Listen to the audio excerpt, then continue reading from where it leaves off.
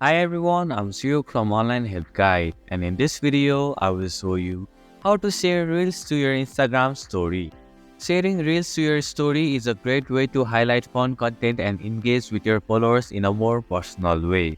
So, let's get started on how to share Reels to Instagram story.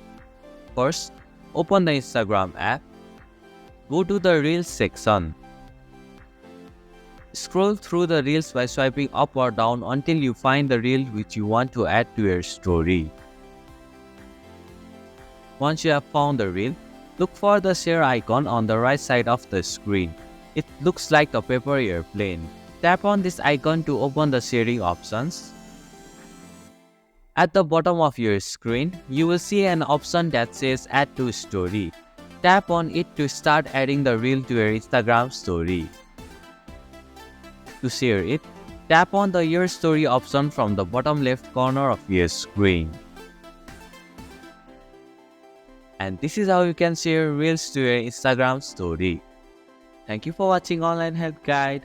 Hope this video was helpful. If it was, then hit the like button and comment down if you have any questions or feedback. Also, if you are new to our channel, please subscribe and hit the bell icon so that you won't miss our upcoming videos.